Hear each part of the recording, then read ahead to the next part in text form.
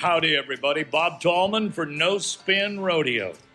No politics, no BS, just hard-hitting news and rodeo commentary from two of the most trusted sources in our sport. Kendra Santos, Tommy Joe Lucia. Listen up. Here we go.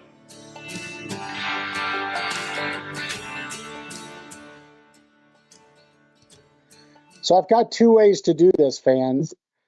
The first one would be to pretend like we didn't just have an absolute S show at the top of this show and had to start over for those of you that are podcasters and would never know.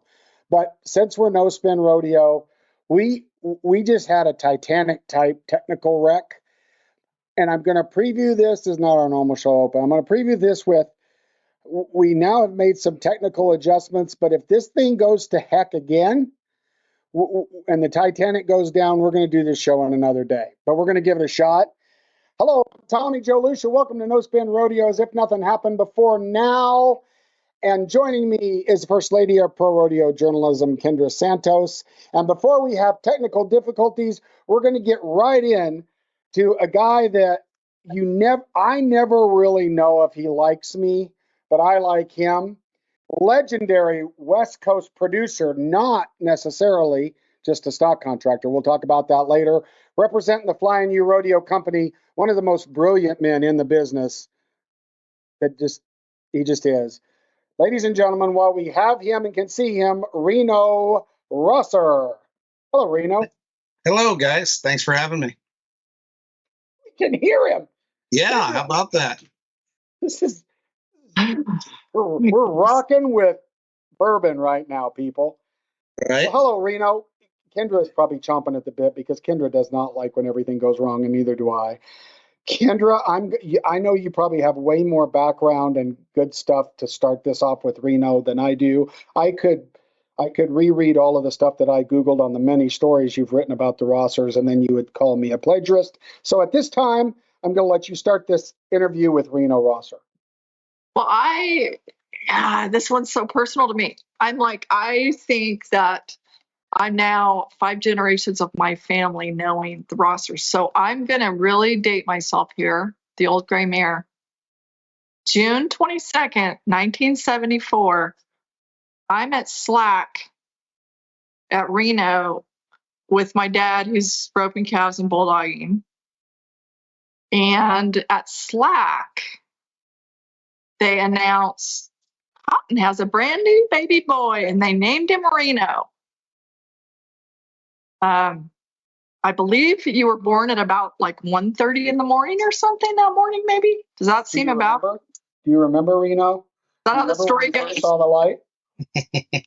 No, but I heard stories. I think it could have been about that time because if I remember correctly, my dad, when they called him, of course, that was before cell phones, and they called him to let him know that they had just had a performance, and he was up having cocktails with the Reno president, and they said, "Hey, your wife just had a baby," and he had been drinking, and so he said, "Well, shit, I guess I better get over the hill and fly to Marysville."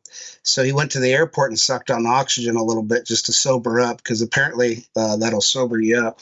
And so he flew, 45 minutes over the hill back to Marysville, and ta-da, there it was. It's as good as it gets. And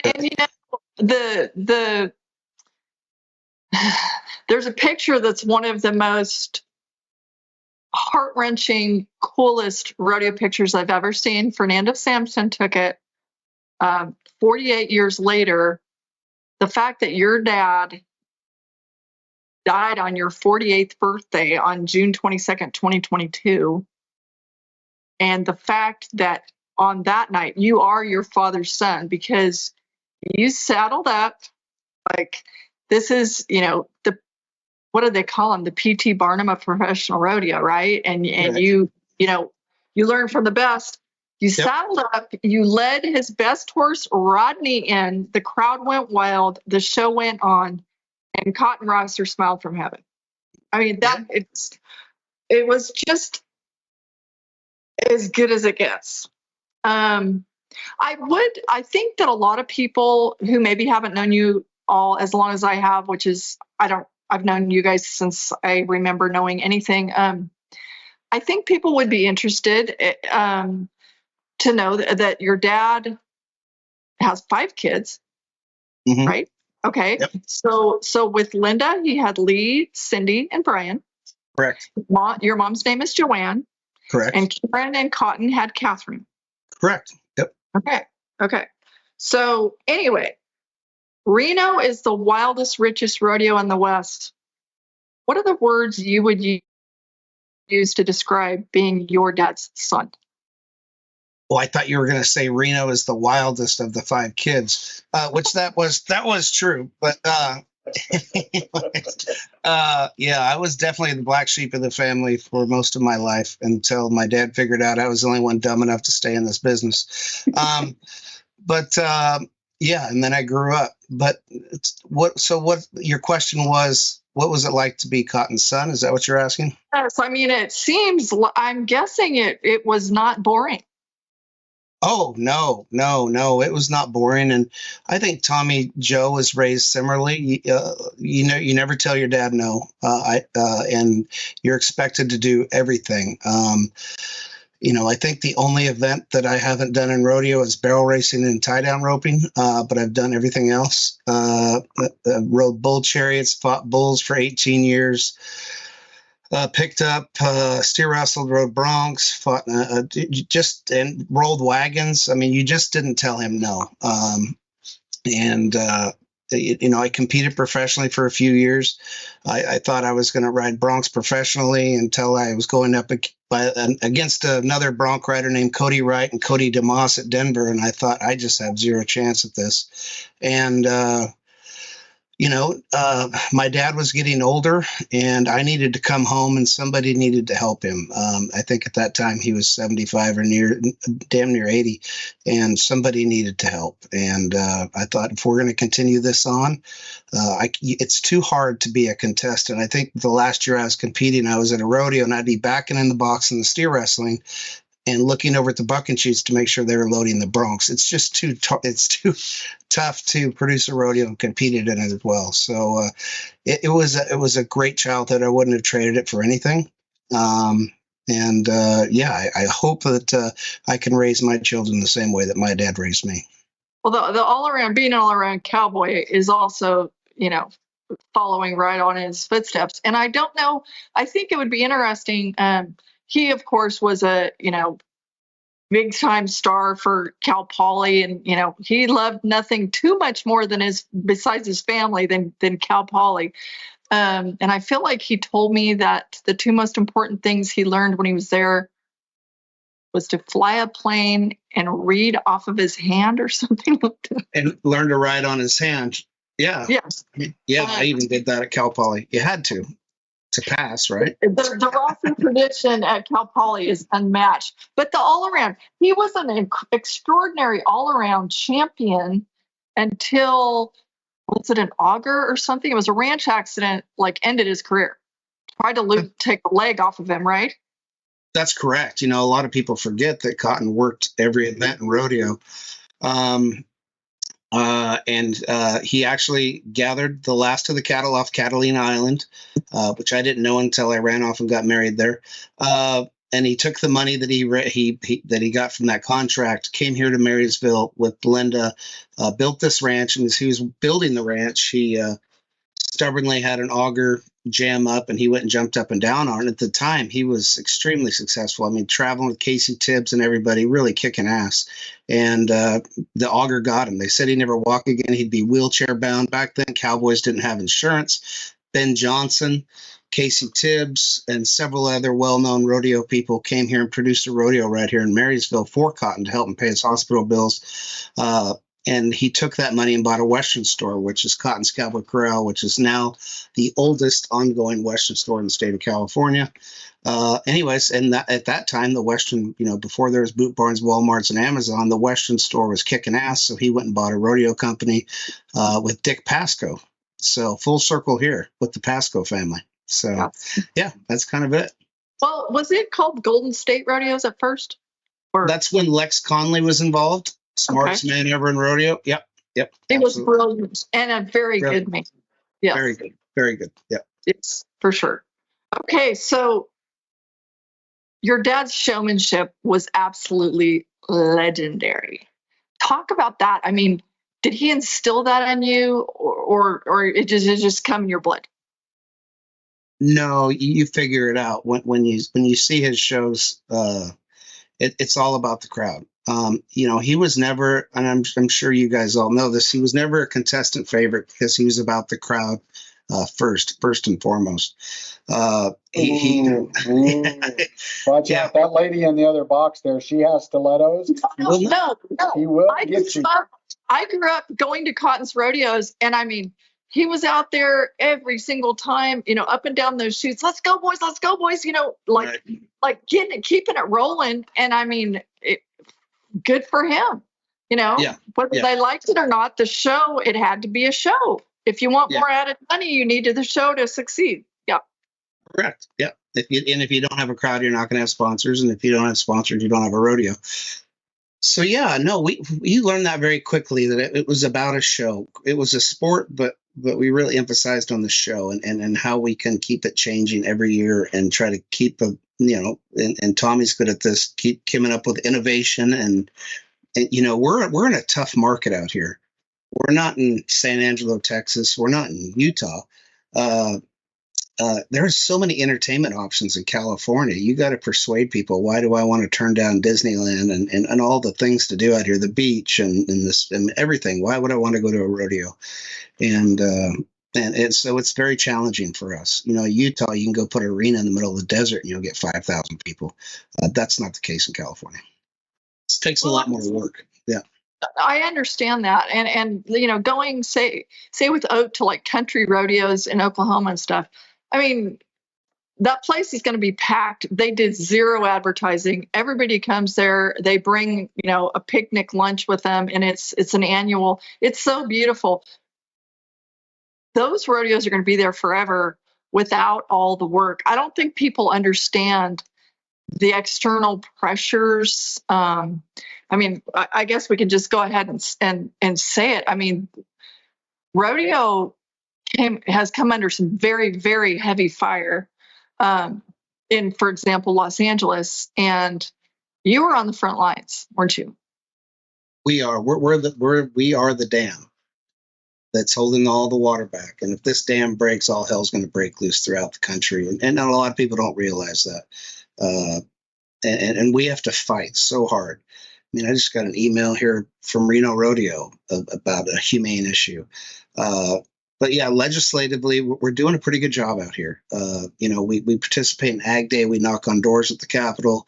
We have a lot of good people fighting the battle down south in LA and in San Diego. But what worries us about LA and San Diego, as I've told a lot of people, if it passes in those two cities, the next city that it goes to will be the end, and that'll be Sacramento. So we're really trying to do a great job of getting the story out. Obviously, Western culture's through the roof right now.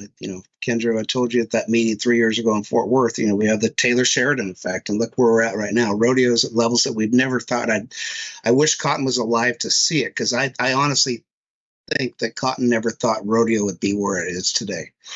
Just in the last 3 years, it's growing tremendously. But yes, we do fight the battle, and a lot of people don't understand the battle that we're fighting. We had some issues at Reno the other day. We're not doing these things and coming up with rules to try to hurt rodeo. We're doing these to try to save rodeo, because with the flick of the switch, we could lose it all. Well, what I think too is being a native with you here. For one thing, so rodeo's roots are very, very deep in the state of California. So for the people, who don't care about that, I think it's really important, to your point, if all hell breaks loose in California, for those people who are like, hell with them, I hope it falls off in the ocean. Wrong answer, because cities include Houston, San Antonio. I mean, just go right on down the line. If you don't think that Calgary doesn't have problems, you're a fool.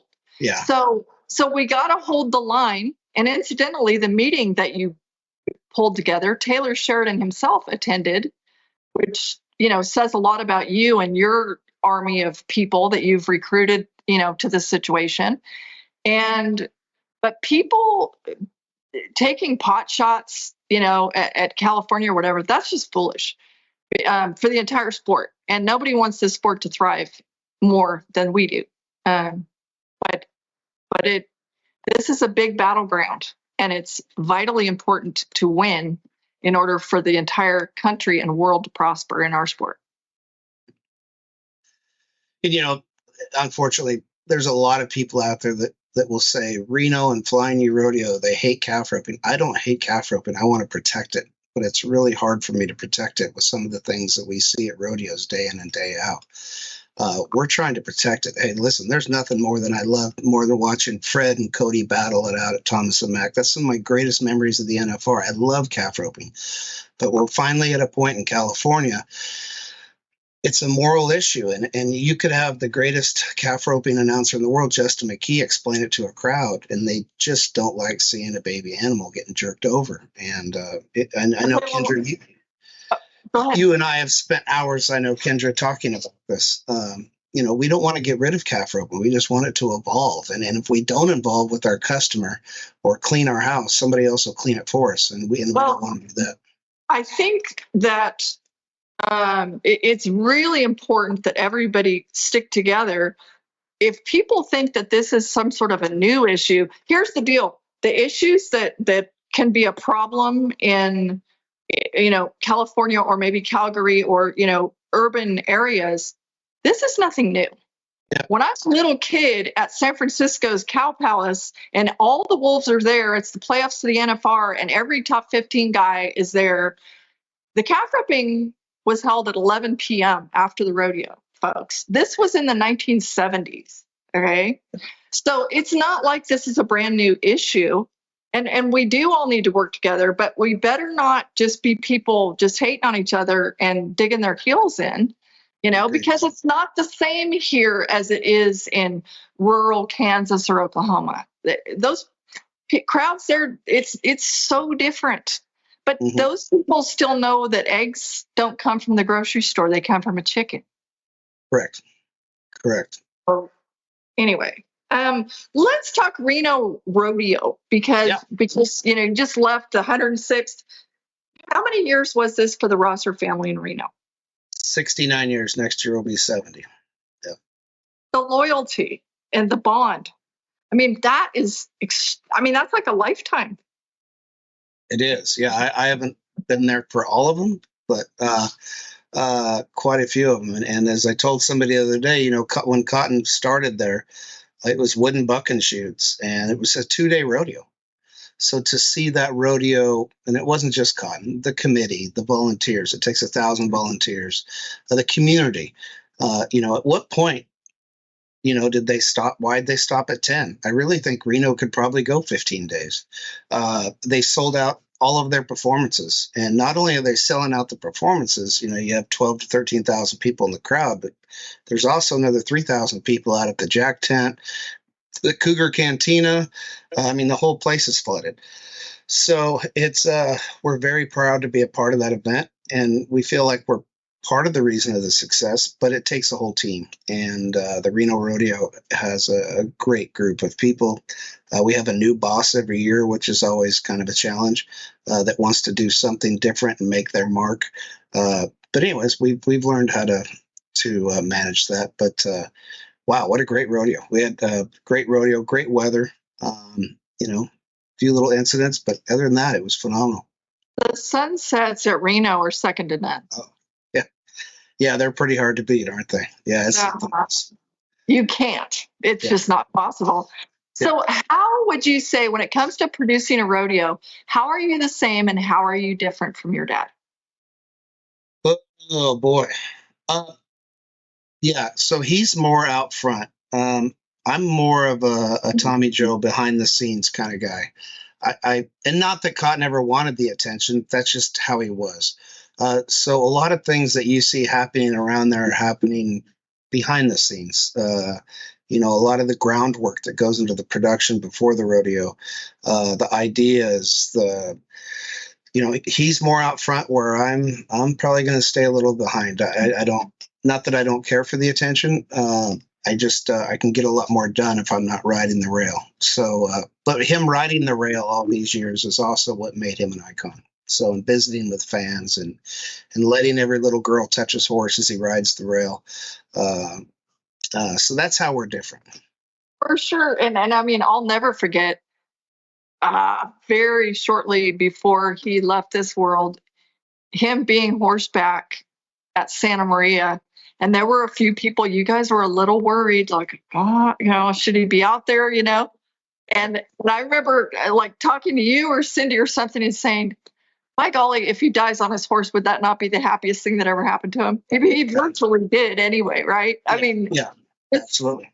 It was so great. Okay, so this is a little bit random. I'll go even more random. The other day would never have known, I saw a picture of you in the wild ride at Red Bluff. Mm-hmm. You had a gun. What were you dressed as? I'm not sure. I was a guinea pig for that. The first year they did it, they got rid of the finals at Red Bluff, and at Red Bluff wanted to know how we could extend the Sunday show a little bit. And Cotton goes, why don't we just pay these guys to get on colts and dress up and let the crowd pick the winner? And because the crowd really doesn't have a say. And well, I guess unless you're playing the rodeo game with Casey Jones, but until that, the crowd really never had a say in our shows. And he goes, we'll just let the crowd pick the winner. They don't even have to make the whistle. And of course, the whole idea of getting on colts 20 years ago wasn't a terrible idea. You couldn't pay Brody Kress $1 million to get on a colt anymore, but we would run in 14 colts. And I mean, I think I was the only guy. The first year it was John Growney's nephew, and you had the Adams boys and Reno. And then next year, Jesus, I was the only guy in there that hadn't been to the NFR. You had Dan Mortensen, Glenn O'Neill, Cody Wright. And so, yeah, just every year we would come up with new and exciting ideas to try to get the crowd pretty excited. But I'm not sure what picture you're referring to, because I donated a lot of bumps and bruises to that event over the years. I'll have to find it and send it to you, because somebody put it up and I put the comment, I see 3 guns, because you were sleeveless and you were muscle man, and then you had a gun in your hand, you're riding a bronc with a like a machine gun in your hand. Anyway, it was 45. Yeah, it's 45. 40. Okay, it was a little bit wild. Okay, for Reno this year, I would love to know, because I haven't asked you yet, and I took a wild guess on Facebook. Stetson Wright won the short round on a paint bowl you call Logan's Legacy. Yep. Is he named for Buddy Goulden's late son, Logan Goulden? 100%. Logan got on that bull the day he was killed. It was the saddest story. It was a calf. Chris Bird and Buddy Goulden's son were out here riding bulls, and it was on Father's Day of all things, I think. And he left our ranch, and a car hit him on his motorcycle and killed him. That was the last bull he got on, so we named him Logan's Legacy. And the last 3 years he's went to the NFR, and the last 2 years they've won Reno on him. So that was pretty cool. Oh my God, that's even more. Yeah. Oh my God, because Buddy, for those who don't remember, very popular bull rider, and Logan's mom, Sherry, how broken-hearted they are, but Logan was riding his motorcycle home to make Father's Day dinner for Buddy when he was hit and killed by that car, and he was 23, I believe. So that's really cool. I mean, I think that's really cool for like Stetson Wright to know about the bull. Yep. Yep. So yeah, that's very, very special. Anyway, okay. Well, I think bottom line, I don't know, Tommy Joe, if you want to, jump in with anything. We could go all evening easily. But ultimately, rodeo is all about relationships, isn't it? Oh, 100%. We don't work for rodeo committees. We work for rodeo families. And, I was telling somebody the other day that I told them I was pretty wore out after 10 days in Reno, and they go, why are you wore out? And it's like, well, every weekend we go to a new town, and Greg knows this from Santa Maria. It's their 1 week party, and so it kind of wears you out a little bit, right, Greg? I mean, Tina has you up in the booth every night, and it's the same thing. It's all about relationships and visiting with sponsors and visiting with the volunteers. You can't take that for granted that it'd be easy for me to go run off like Stetson Wright and go to bed. You can't do that. We need these volunteers. We want them to feel appreciated. Man, what a wonderful sport to be involved in. It's great, but it can be taxing at times. It is true. There's nothing better than this sport, but if you weren't all in, you wouldn't keep rodeos for 69 years. So congratulations on that level of commitment. So we're trying. Is that Tommy, my turn, Kendra? Yes, please go ahead. Get a word in edgewise. Sorry. Okay, Reno. I've got a list of questions for you. All right. I think we are. I think we're more alike than we probably both realize. So I'm going to ask some pointed questions because there's times on this podcast where I would love to have you as a co-host with my other host, so that the argument was a little more fair. But let me ask you this. So we both appreciate that we have to preserve tradition, right, because it's our Western legacy. However, if we don't push the needle and try new things and do new things, I don't think that we'll grow with our new demographics. I mean, my kids, that what they like is different than, and I'm even realizing this as a producer. First off, let me tell all you people, there are stock contractors and there are rodeo producers. These guys, Flying U, are the only, and I'll get in trouble for this, you guys send me the text, but they're truly producers of rodeos, okay? Because producing a rodeo isn't just being a shoot boss. I love it because everybody thinks that you're a producer if you're a shoot boss, and everybody thinks it's the coolest thing if you can holler at a cowboy and tell them when to go. And a monkey can produce the shoots if they're loaded correctly and you're going by a load order and guys are ready. But anyway, so don't get me started. So back to what my question was. How do you navigate, or how do we navigate preserving tradition and pushing the needle? Because you guys do motorcycle flips and stuff in your show, which I think is fantastically original and different, because it's a cultural clash, kinda, right? It's not, it's the last thing that you would expect at a rodeo. So talk a little bit about because I know I run into this on this podcast and in real life, people questioning why I did stuff because that goes against what we've done for 45 years or 700 years or whatever the hell it is. What's your thoughts on that? Well, we have to evolve. I mean, Gladiator, what was that, 500 years ago? We're not still out fighting lions and tigers in the middle of a gladiator stadium. I hated motorcycles, and we weren't the first ones to bring them to rodeo. Hell, Cowboy Kenny was doing it when he was a little kid in Oklahoma. What we did was we just made it more entertaining. At that time when I wanted to do motorcycles, we struggled for bull riders. At that time, the PBR had taken pretty much all of our power in the bull riding. It was really hard to sell our rodeos. So that is when we went and built our own ramps, hired our own motorcycle guys, because we knew at the end of the rodeo, that was a sell. And I don't care how you do it. Reno, most nights we had a sell. I could end with Stetson Wright. I could end with Tristan Hutchins. And you could sell your rodeo at a high point because you want everybody leaving happy and excited. But that's why we brought in motorcycles. And yes, my dad hated it. But the one thing that I do, and my dad did for years, is I watch the crowd more than I watch the rodeo. And you can feel what they like and what they don't like. I might not like a noble fir Christmas trees, but if my customers like Douglas fir, I better start buying Douglas fir Christmas trees. I'm also in the Christmas business, by the way. Pardon the pardon the plug. But still, there are customers, right? We have customers, and we have to change, right, Tommy? I mean, I know you've struggled with it. You have tradition at Salt Lake, right? You have the I forget, the wagons and all that stuff. That's very appropriate. But there's no reason why at Salt Lake, and you continue to try to do it, to bring other avenues of entertainment, involve it into your show. So the great news, Tommy, is the rough stock riders. No, pardon the pun, or no.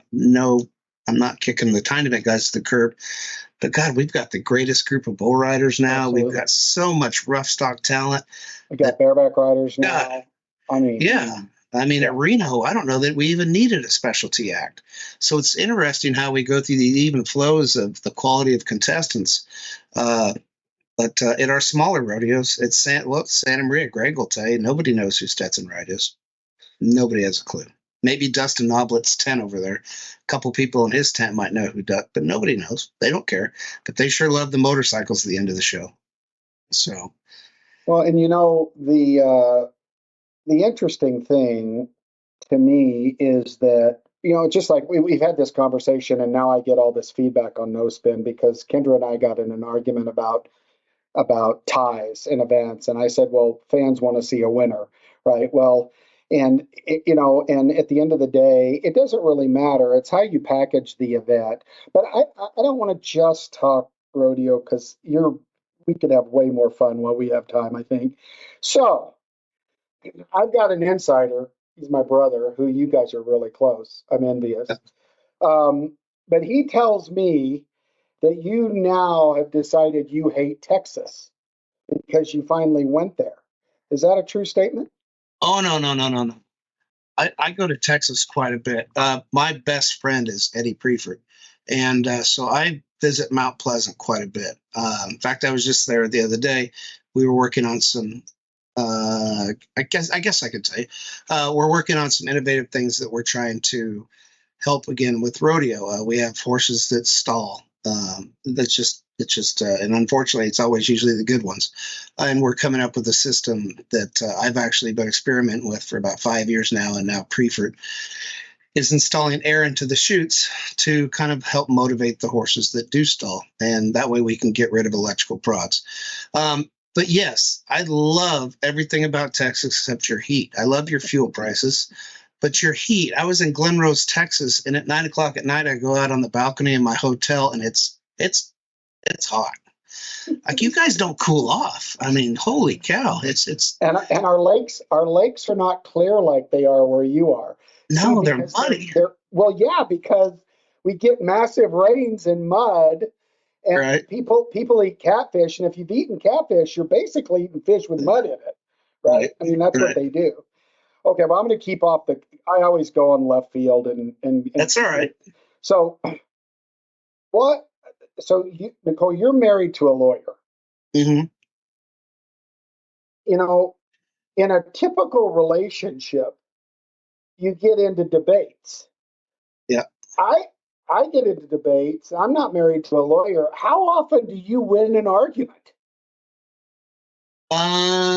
That's a good question. Well, first of all, my dad said, if you're going to make it in the rodeo business, you either need to marry a banker or a lawyer. And so I chose lawyer. Yes, sir.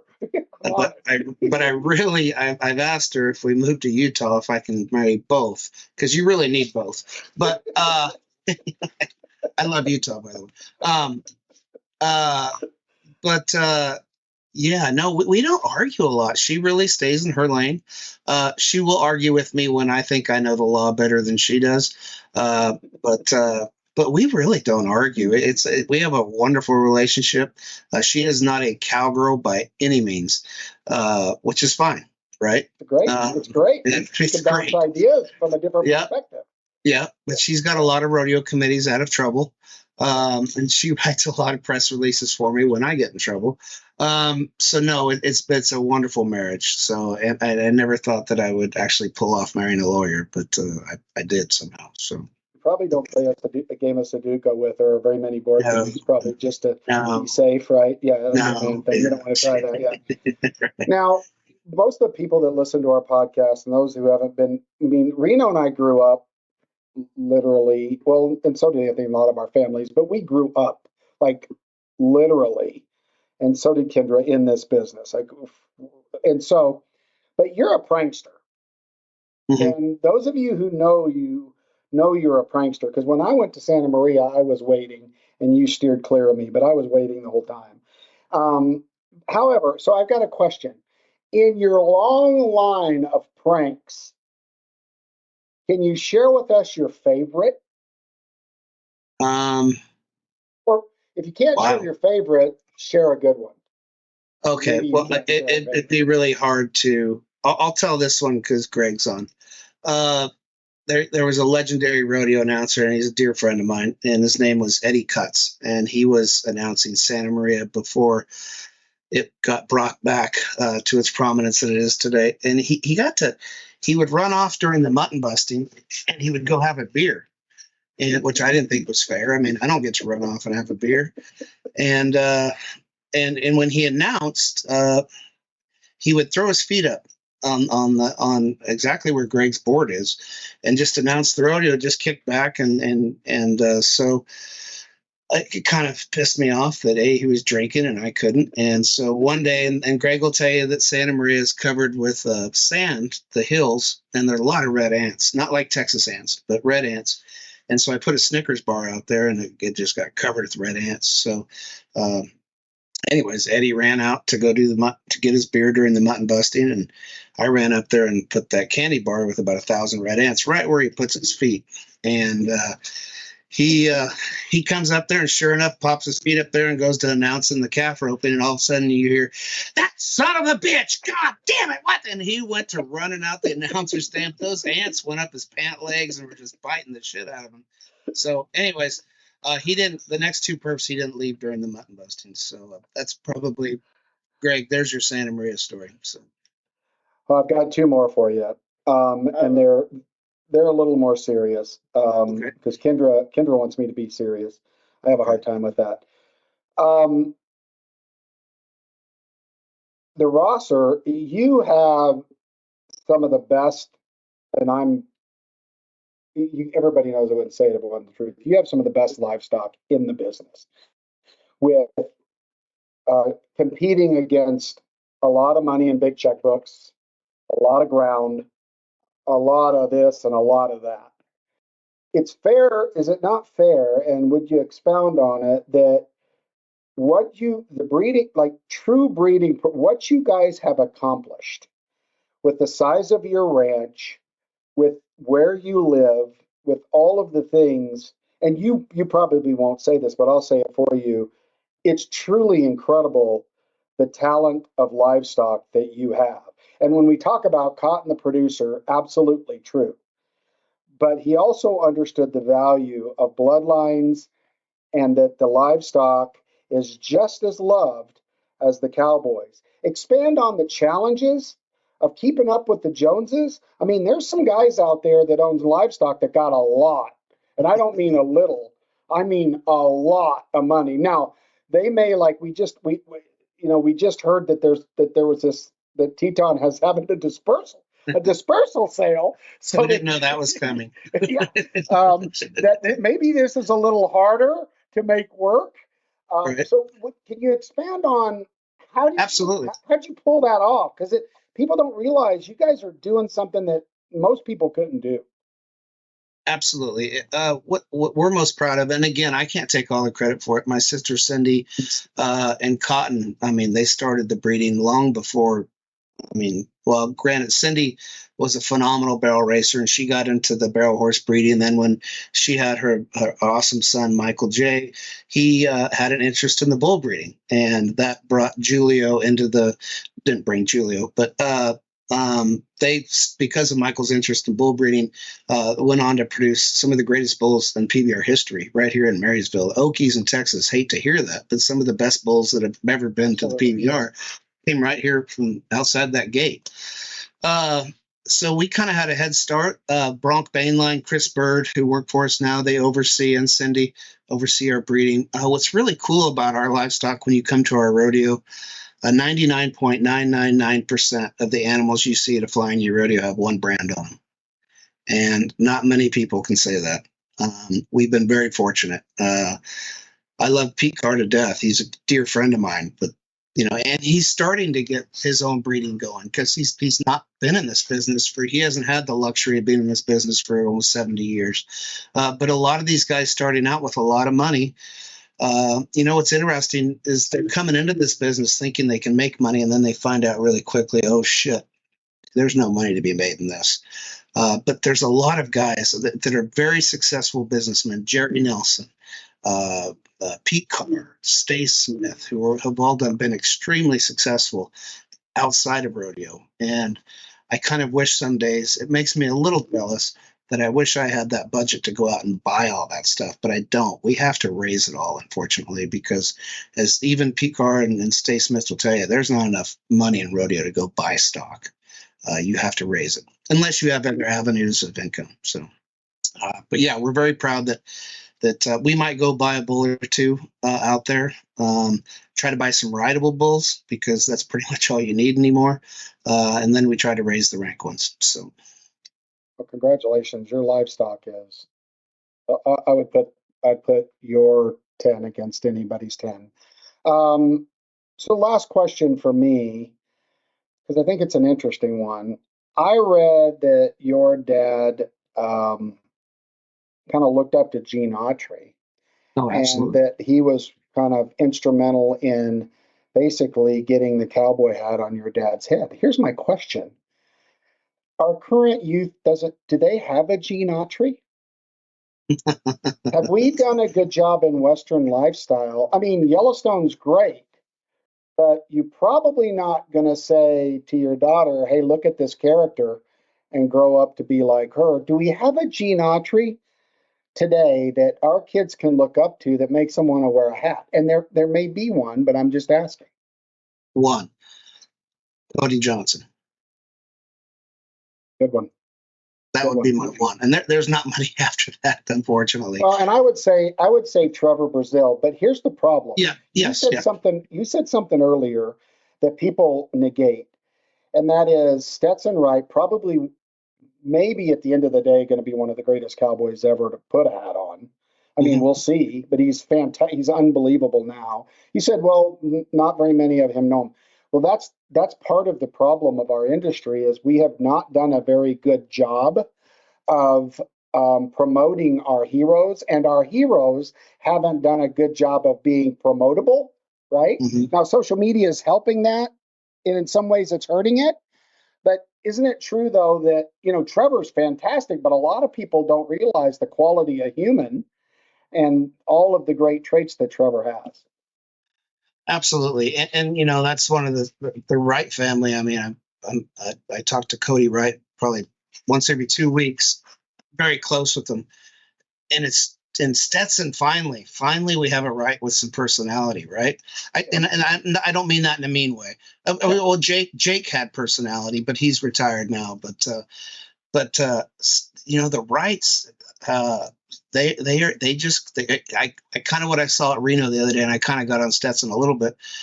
At Reno, they have an autograph party, and hell, Reno pays $200 to sign autographs. And I finally went up to Stetson. I go, you must just have so much money that $200 doesn't mean anything to you. He goes, what do you mean? And I go, there wasn't one blue shirt out there.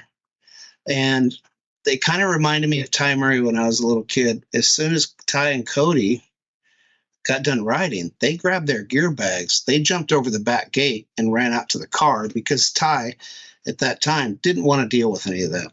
And I kind of see that in the Wrights a little bit, that they're just there to take your money and leave and go to the next rodeo.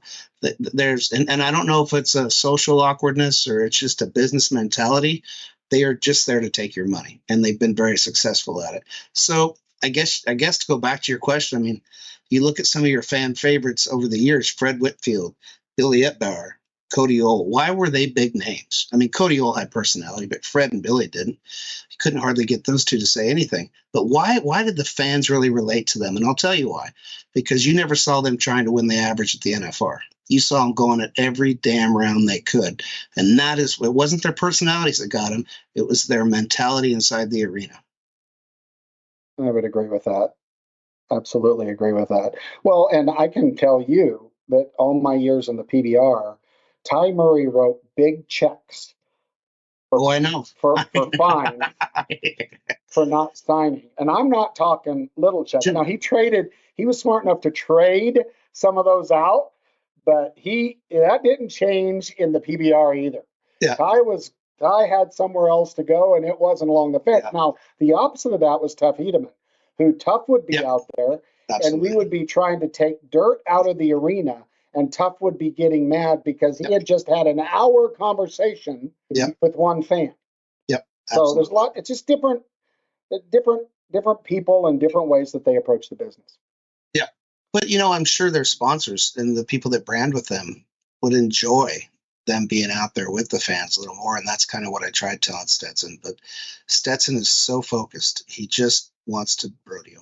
I don't think he is comfortable with all the fan interaction. He just wants to stay so focused. I mean, that's the only thing I can come up with. So I will say that Stetson did. He did spend time with a couple. Fallon, Nevada had their first rodeo the other day. First PRCA rodeo, and he did go hang with a young man, football player, and a young woman athlete from Fallon that they were raising money for them. Those kids have cancer, and he did do that. I feel that is that crew. There's a little bit of a shyness element to them. Absolutely, it seems like. Absolutely. Yeah, and I take that back. When I should have expounded on that. If you ask the rights to do anything, they will do anything you ask, but they're not going to volunteer that social interaction. But man, thank God for the rights. I don't know where the rodeo business would be without them. The last question for you: do you love box wine because it's cheap, or because you think it tastes better? Boy, that's a great question. It's probably a little bit of both, and it doesn't spoil. And you can there's techniques to get every drop out of that bag. You just have to take the bag, put air in it. I taught Bob Tallman that trick. But my wife is a very, very big expense. She thinks she's a wine aficionado, but so she only drinks the high end stuff, and I'm not allowed to drink that because apparently I consume too much. So in our house, it's more affordable if I use the box version. And if there's a special occasion, she might let me have a glass of one of her bottles. So yeah. My wife won't let me drink wine because one glass of wine, my whole family knows this, 1.5 glasses of wine and what small filter that I try to maintain in conversation absolutely goes away. And it's on, and it's not usually good. I mean, I think it's pretty entertaining for others, but not always. You just got to practice. You got to practice more, build a resistance. That's all you got to do. I'm working on it. I mean, we can pass out wines all the time. I'm working on it. We'll have a wine off one day. Right. All right. Well, I'm sorry because I like to talk. That's all right. So that's all right. That. Kendra, anything spark your attention from the random ass conversation that I had with Mr. Rosser? I wish I liked wine because I'm surrounded by grapevines now. I used to be hay fields and now it's grapevines. But no, I'm sitting here listening to, and I don't even know how far back, probably before you were born, but I'm like the Cow Palace, and I just think of, the American flag coming up out of the boot, the crashing through the, in the opening, the flag, coming crashing through the paper, and the childhood memories of like Cy Talen's the announcer. There's a brass band.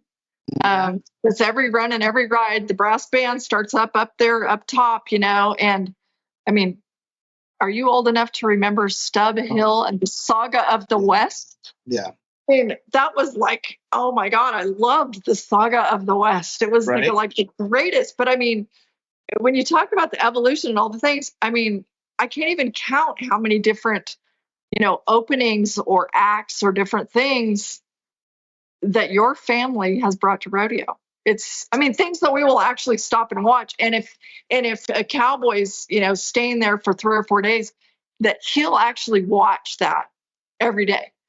That's when you're doing it, It's not. I can't tell you how many times I've called Reno and said, Reno, let's start in the PBR. Reno, I need your American flag. Right. And I always pause because I just don't. Reno, will you send me the bubble? Reno, will you this? Like he's seen me do this probably 5 or 6 times, right, in the course where I look at it and I'll tell you, Reno, it takes a long time before I text you or call you because I really, really don't want to.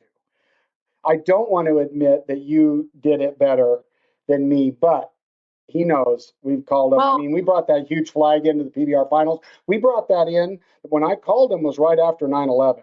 And Randy Bernard made us go on the road, right? We were on doing bull ridings when everybody else thought the world was going to end.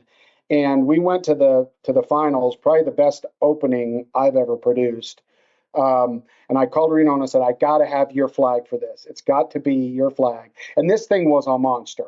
I mean, this was a giant aluminum, but it worked, right? Like what we understand is the flag dropped evenly and it dropped full and it dropped natural, which you couldn't do if you just chunked it off the catwalk like everybody else did.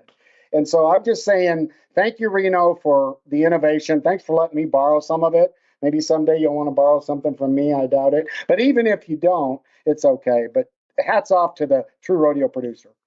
well, and for many, many years, the Rosser family produced the NFR openings, right?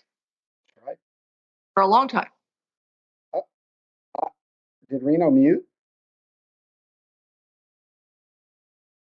Oh no. Oh no. We got all the way through this, and now Reno is a mute. I thought we made it through this without any Well, technical also, problems. I didn't major touch him. congratulations.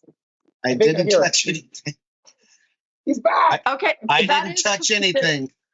your family did produce the openings at the NFR for a lot of years, right? Well, they did, but Kendra, I think the more important story of that is the history of how it got there. I mean, Cotton and Benny Binion were the reason why the NFR is in Las Vegas. And where would our sport be if it wasn't in Las Vegas? I mean, the Cotton used to tell me all the time, you finished the rodeo at Oklahoma City, and as soon as you got out of the rodeo, there's a snowstorm, and you might get a hot dog at a gas station. And when even after the 2 years it was there, a lot, as Oak Berry will tell you, the Okies were pissed off. The Duvals were not happy that rodeo was leaving Oklahoma. And Cotton took a lot of heat. And after the first 2 years, Benny Binion said, your Cowboys don't spend any money. We're not selling any tickets. I'm going to bring in a cutting. Cotton and Steve Benito rented a jet, flew to Jordan, Montana to Binion's ranch and begged him with Sean Davis and begged Benny, give us one more year. Give us one more year. And just think, if he wouldn't have rented that jet for $9,000, where would rodeo be right now? I don't think it would. I'm not going to say it wouldn't be existent, but it wouldn't be where it's at. And so that's a pretty cool story. And I think that's what my dad was most proud of. And I think a lot of people forget that it took a lot of sacrifice to get this rodeo where it is in Vegas. Well, there's no doubt about it. I don't think anybody's going to argue with the success of, Yeah. I mean, turn it and also for that town, where they used to say that it was like the Dust Bowl in December until the NFR, caught its gear there, and it's like nothing else. And how many thousands of people go there now that don't even have a ticket to the rodeo because it's sold out? But there's so much to do all over town. It's a good time. So, well, and I mean, you think about how many people are employed during the NFR. Tommy Joe's got a job. Anthony Lucia's got a job. I mean, it used to be the NFR. The only people that had a job were the announcers and the picket men. I bet there's probably over 300 rodeo contract personnel that have jobs in Vegas that don't even work at the NFR. And you think about the impact of that, especially in December. It's pretty amazing. And as Michael Gong said, that this rodeo is starting to get in the way of my roping. I mean, just think of the economic impact that this has brought to Las Vegas. It's amazing, and it's just to our Western culture. And the economic impact it's brought to cowboys and cowgirls too, which is near and dear to my heart. So absolutely awesome. Yep, absolutely. Well, Reno, we just want to really thank you. We know it's a busy time. We know there's probably a box of wine waiting for you. We appreciate you. Look at him looking. We appreciate you. I appreciate you and your family. And you won't hear won't hear Reno standing in front of the room, but you will hear him making brilliant comments that the people that are smart enough probably should listen to. So hats off to the Flying U. Appreciate And it. thank you for being on our show. We appreciate you. And have a great day. And sorry about the cluster in the beginning. No problem. No problem. It happens. Cool. Cool. Well, I think we've been, do you want to finish up, Kendra, or do you want to save the rest of the stuff for the next episode? No, it can't wait. We got to talk about Clear Lake. And You're welcome to stay on, Reno, and comment with us. Okay? Okay. All right. You do whatever you want, or cut out and go drink your wine. You do whatever you want. Anyway, yeah, you guys, we have to get to this. So the 79th annual, everybody has seen this picture by now. And Greg's got it. Hopefully it can go up here. The Crystal Springs Rodeo in Clear Lake, South Dakota. Over the weekend, okay, Reno Rodeo just finished up Saturday night. Well, Clear Lake, South Dakota was supposed to finish up Saturday night also. But then the torrential rains, look at that picture. Do you see the tornado off in the distance? Yes, Kendra, how can you miss it? That's the arena. I'm concentrating on the fact that they need to put a drain in their arena. They wouldn't have that problem with the water. Hey, Skippy. Remember, a lot of cowboys and cowgirls will be listening to this in their truck driving. This is Cowboy Christmas week, so they're not getting to see the picture that I'm talking about. So explain it's got a big tornado in it and a pool of water the horses are in. Okay. And this, folks, is a rodeo. It's one of those cool country rodeos where the fans sit on this grassy hillsides that are around the arena, right? So then the rains came, and it was so severe that they realized that it was unsafe for everyone involved. So I was like, I think it would be very interesting to know, okay, what the heck does this rodeo committee do? So I called Steve Knowles, the PRCA's director of rodeo administration, and said, okay, what about this scenario? And what he had to say. Okay, Steve Knowles, what were the Clear Lake Committee's options? And when the Clear Lake called me, I don't remember what time it was. It was like 3 or 4 o'clock in the afternoon. So they could have canceled the performance due to the weather conditions, the safety. They could have postponed the performance as long as they needed to, up to 24 hours later. Then that's about the limit on postponement. And if they would have postponed it, which they did, and they went Sunday, all the contestants that are entered that performance have the opportunity to draw out. If it's delayed more than 3 hours, you can draw out, like you were never entered, or you can stay and compete. If they would have canceled that performance, all the contestants would have been drawn out that performance, and we would have paid it off like it was 2 performances. Okay, and then anybody who was up that final perf that never happened just would have gotten one official rodeo back? They would have. And they had that option if they didn't want to hang around anyway, if they need to go to another rodeo. Okay, perfect. Okay, so somewhere at a recent PRCA rodeo, both rounds in one event were held on one day, and then the weather made round 2 impossible. In a case like that, how is the payoff handled? Do you pay like round 1 off like it was a one-header? We did, and I believe that was at a steer open, if I'm remembering that correctly. And it was the committee has the option to prorate the prize money in that case. Okay. They did not. They paid the whole. They left all the prize money in, but we did have to recalculate as a one go round with no average, and we have to refund. We stock charge in steer open, so we had to refund. The second and third round of stock charge in that case, but it did pay one header. Okay, so there seem to be more and more extreme weather events these days. What's the first thing a rodeo in a weather predicament should do? Well, I think the first thing is, make sure everybody's safe, and the local, they need to visit with the local authorities. But once they figure out what they're going to do, we have a way of contacting everybody. We can send instant messages to everybody, real time, all the contestants at one time, at least update them to where maybe they can turn around. They don't have to go. But they should, first and foremost, they should take care of what's going on there and make sure it's safe. Okay. And then they can get a hold of somebody, even if it's late at night or a weekend or anything like that?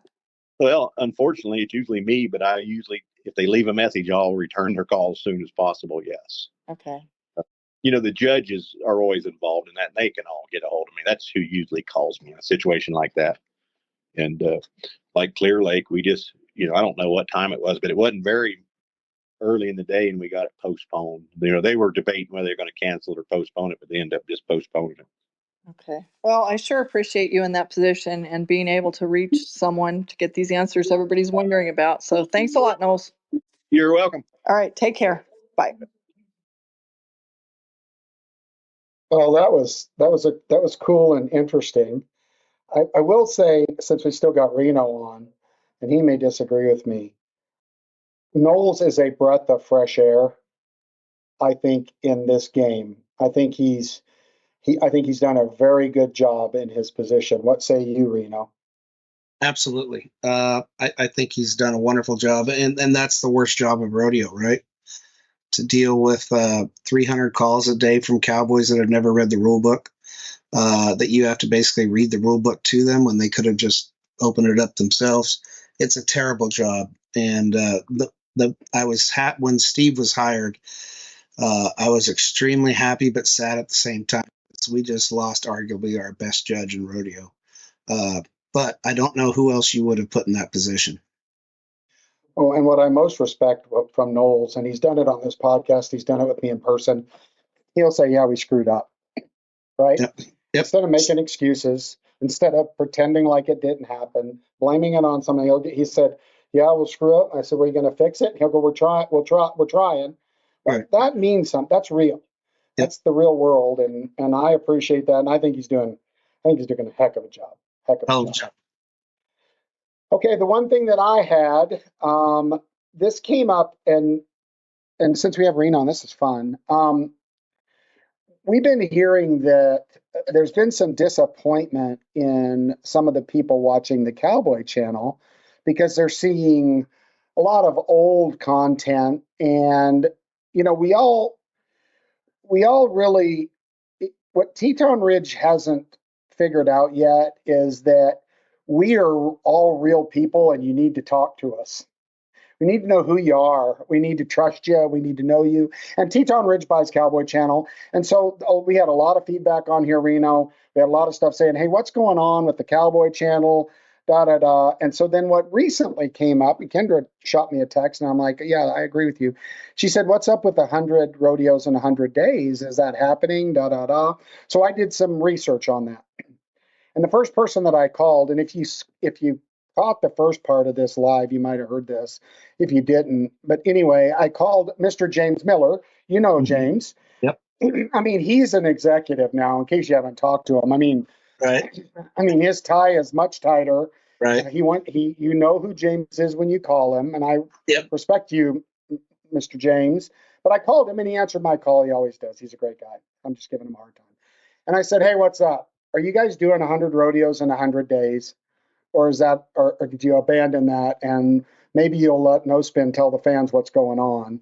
And he said, no, we're doing 100 rodeos. We just renamed it the Summer Run. Summer Run. Yep.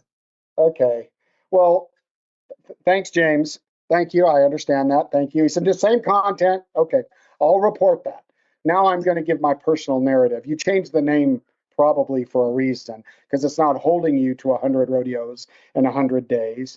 And so the second part of this report, and then we'll have a little conversation about this, the three of us, is I reached out to the PRCA, who is the broadcast right. So they need to know what content is going out, and they responded with this. Here's a quick overview of the rough numbers.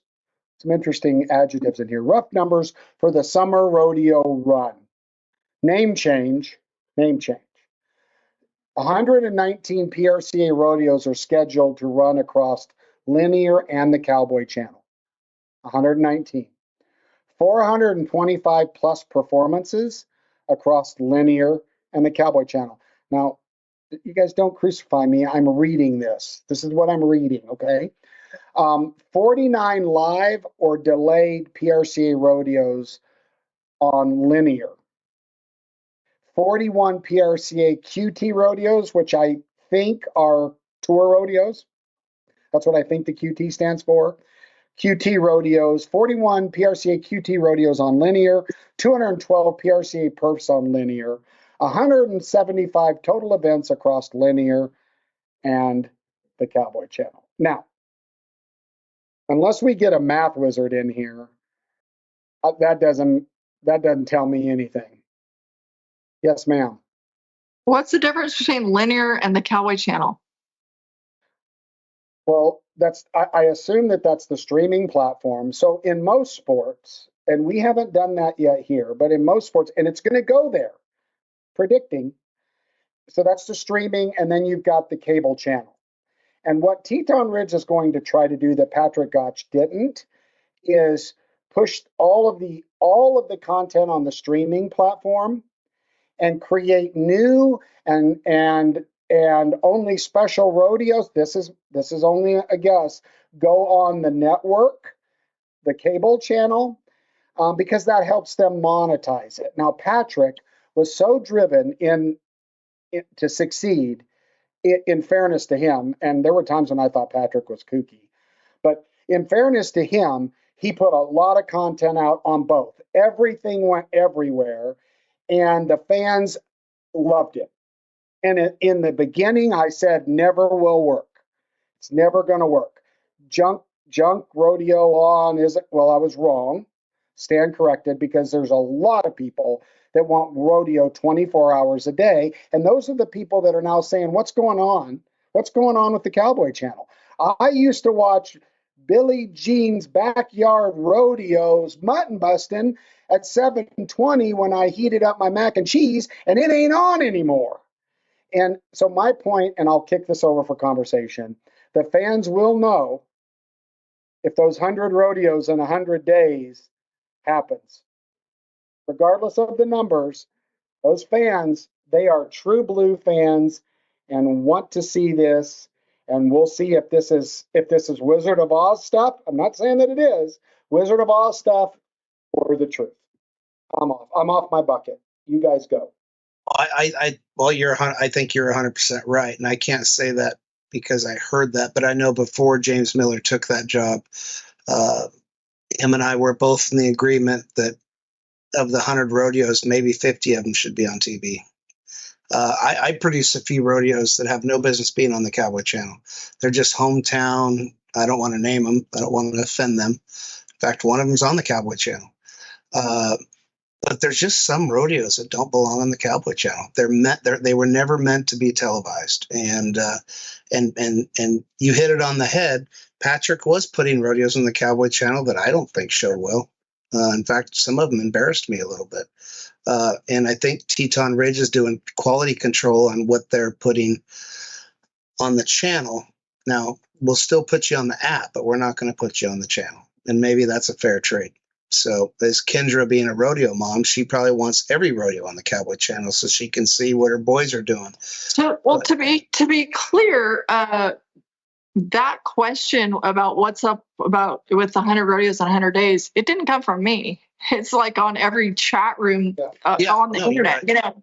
And so this is not like a complaint, you know, or anything like that. It is amazing. The base, I would assume that the absolute base for the Cowboy Channel is very hardcore rodeo people, right? And Yes. So, you know, that's the people it's coming from. People that, I mean, that's what they do is they watch the Cowboy Channel, and when they're sleeping, they're recording what's on the Cowboy Channel and all that kind of stuff.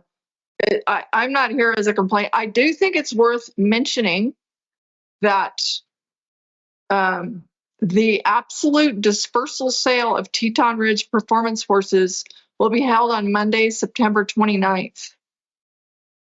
That's just worthy of a mention because, I mean, they're the ones, you know, putting it out into the world. And, you know, coincidentally, it's a day before the end of our regular season. It's a different part of their portfolio. I don't know anything more than just reading the headlines that they themselves put out. But, I mean, that is my strong understanding, and I think it's included in the fine print, is like even including some of the, you know, barrel horses have been or will be sold. It's just interesting. A shuffling of the deck, maybe a refocus or whatever. Well, and I'll tell you what else is going to happen. If if someone that owns the Cowboy Channel is going to survive and make money, okay, they have to realign everything Patrick did. They have to package and sell programming and sponsorships on the network. They can't just pass through the rodeo sponsors. Now, that was started because it was way cheaper to take a feed from the rodeo, right, and put it on. All that costs is an internet line. But all the rodeo sponsors got on there. Well, what you're going to see, rodeo committees, is that if they keep progressing in the direction that most sports go, Teton Ridge is slowly going to peel back, right, the right to sell sponsorships during the rodeos that they're broadcasting, and they could be in conflict with yours. And all of a sudden, Bill's Furniture Store that has the replay for the saddle bronc riding isn't going to show up anymore someday, because they have to do it, because they have to financially make this thing work. And God rest his soul and the great job that Patrick did to build what he built. It was not financially sound, and it's got to get that way. I agree. Well, And yeah. to Kendra, to your point, I talked to some people at Teton Ridge, and the horse sale, I shared the same concern that, well, he's dropping the horses, so that might be the smartest thing he ever did. Besides Trevor Bazille, I don't know anybody who's made money selling rope horses. Well, these aren't rope horses, right? Most No, of them, no, I know, but right.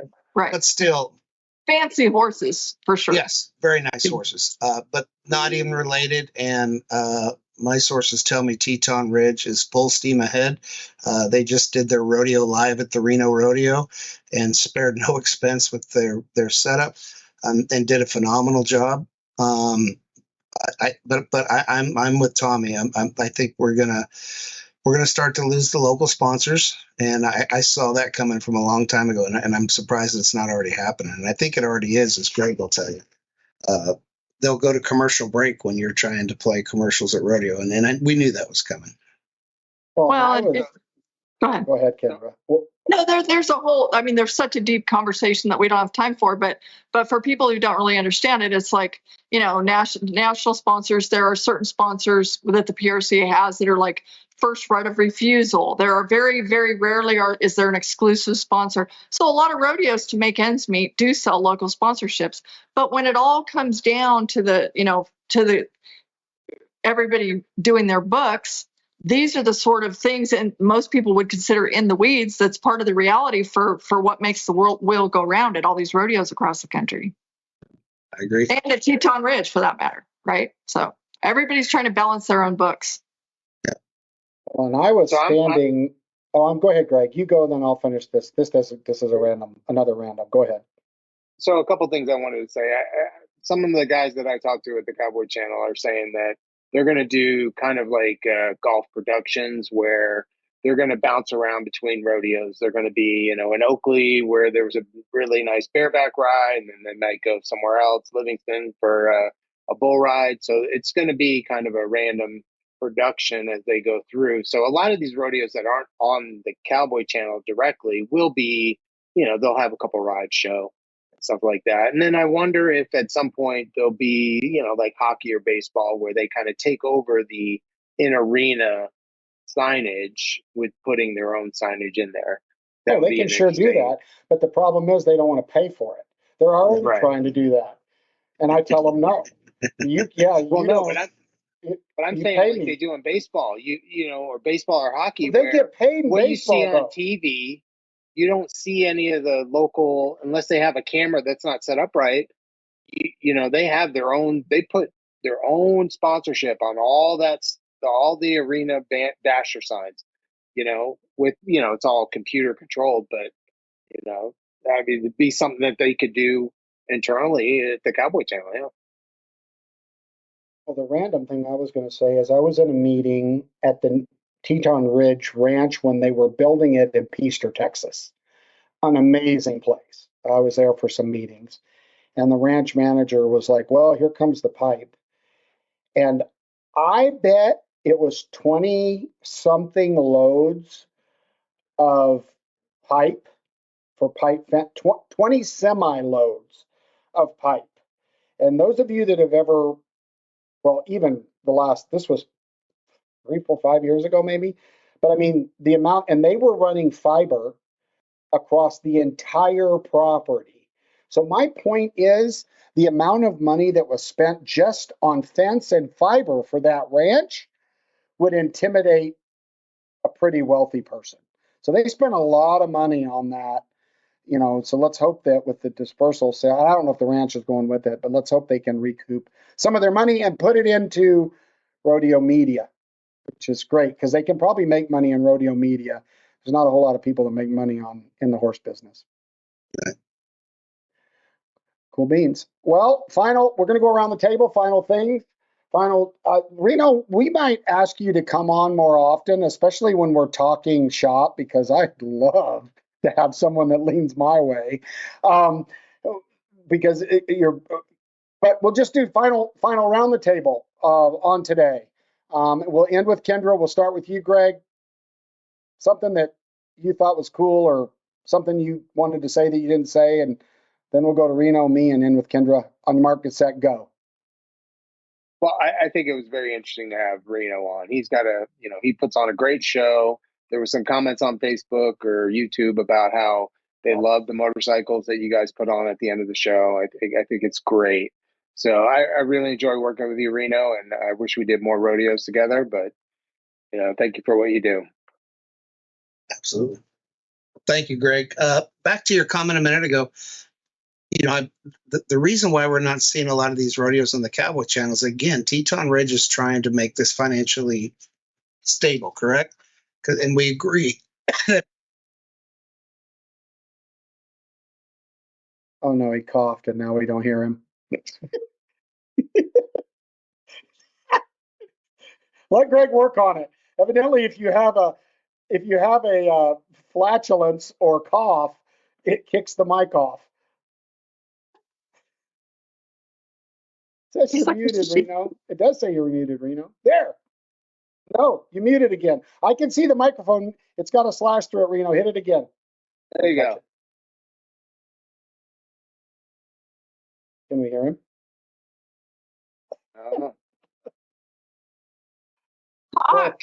Well, speak, Reno, so we can tell if we can hear you. Oh, yeah, we got nothing. Yeah. Oh, well. He is muted. Anyway. Anyway, my final deal is, little things. I'll give you an example. You put a sombrero hat on a remote control car and you send it in the arena. Genius. Okay. Just flat genius stuff. That's all. Juan Carlos. I mean, you build a brand out of that. It has its own identity. And I watch it, and while it's controlled to reflect its personality. Like, these are things that just inherently come with some of us that see the world in a different color than others and see the rodeo business in a different color. So hats off. Sorry that Reno's permanently muted. Kendra, take us off air with something brilliant. Brilliant, whatever. I would just say to the Rosser family, like, huge congratulations for being an iconic family and force in our sport. And Reno speaks of, his wife's an attorney. I've always said this since I was very young in my career about Cotton Rosser and Harry Vold. They were like ahead of their time in the rodeo business of bringing in smart, capable women, where a lot of people were like, oh yeah, hey, little lady, step aside or whatever. Cotton Rosser and Harry Vold were like, oh, yeah, you're the best person for this. Will you do this for me or whatever it is? And like, total respect. And it was appreciated as a young kid, coming up in this man's world of rodeo. And really, it's pretty cool, and it served them very well. So obviously Reno follows in that, as do Lee and Brian. And I think it's pretty great. But congratulations on epic success, and just thank you from all of us. The Rossers have been a friend to my family and the rodeo family for forever. and always will be. So thank you is my main message. Thanks. Well, we still we can't hear Reno, so I'm going to go off air with, pretend like I'm Reno. Well, thanks for having me. All I want to say is, all of you idiots out there, pull your heads out of your butts, start paying attention. Let's keep making this rodeo business better. I'm Reno Rosser on behalf of No Spin Rodeo. We'll see you guys next week. Thanks for joining us.